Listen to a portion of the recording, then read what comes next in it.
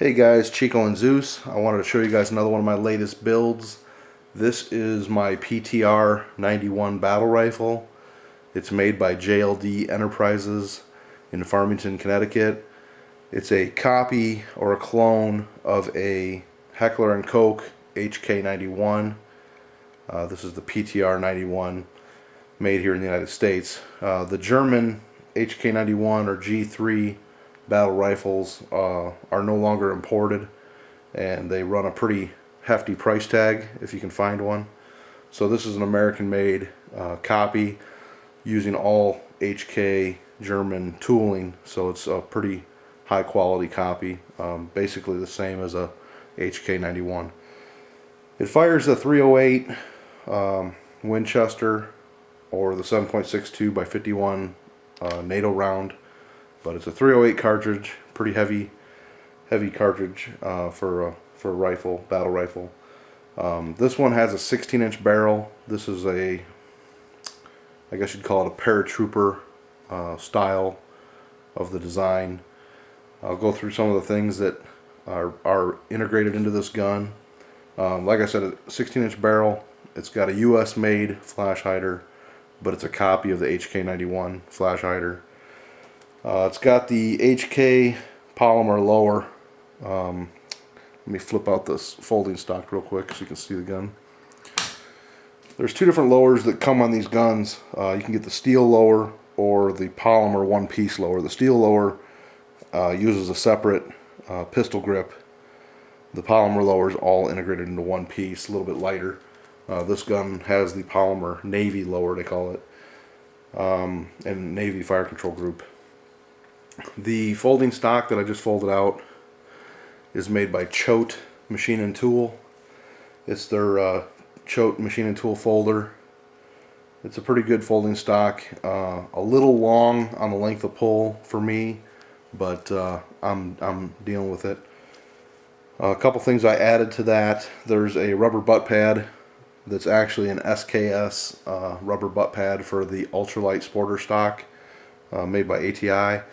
That actually fits this folder perfectly, as well as the cheek piece, which is also an SKS cheek piece from Ultralight or the Dragunov style stocks by ATI. Moving forward, we have the MFI low profile scope mount. Pretty nice piece I got from hkparts.net or .com.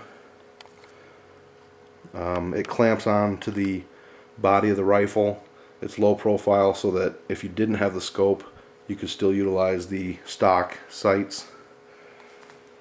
On top of that, I have an Elcan Doctor. It's a Specter DR. It's a pretty expensive scope. I got it a while back on a trade for a couple other rifles.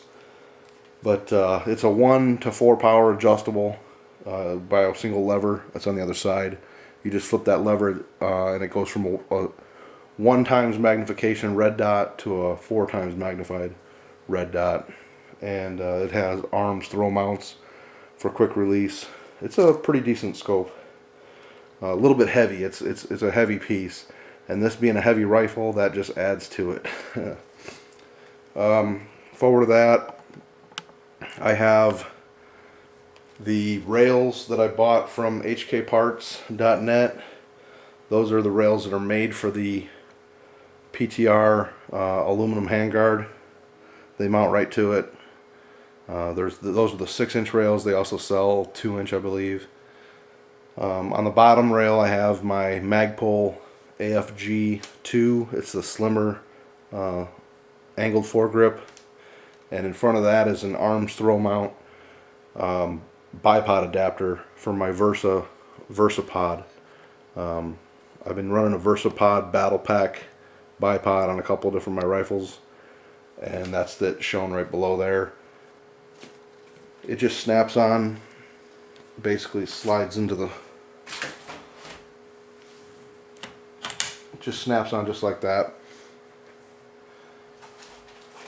But magazines are HK G3 aluminum mags. You can get aluminum or steel. They're 20 round magazines. This rifle has a push button mag release similar to an AR. You can also convert them back to the original paddle release similar to an AK, but it just slides straight in. The charging handle is a little bit awkward. Let me flip the rifle over.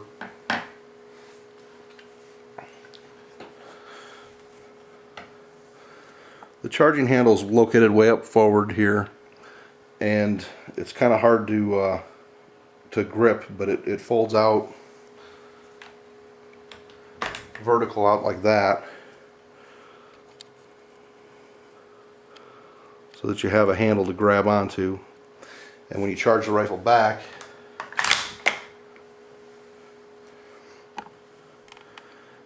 the charging handle locks into a little indent right here. And then when you want to charge the rifle, you just slap that down and it snaps forward, loading the round. Safety is kind of hard to get to from a firing grip. You know, it's a thumb safety. And then these are takedown pins to remove the buttstock assembly. There's also some takedown pins up in the front to remove the foregrip. But all in all, I've been pretty happy with it. It's a like I said, it's a heavy rifle, but it's a fun shooter for, you know, 308 caliber. If you can get them for the right price, I highly recommend picking one up. You know, the bare bones battle rifles, I've seen them as low as $899. All decked out, they can go upwards over $2,000. And then for the actual HK Heckler & Koch, you're looking at $3 to $4 grand. So that's the rifle I've been working on lately. I'll have to get some video of me out at the range shooting it. But in the meantime, if you guys have any questions or any comments, you want to post them down below. I always appreciate your guys' feedback. So until then, keep on watching my videos, and thanks again.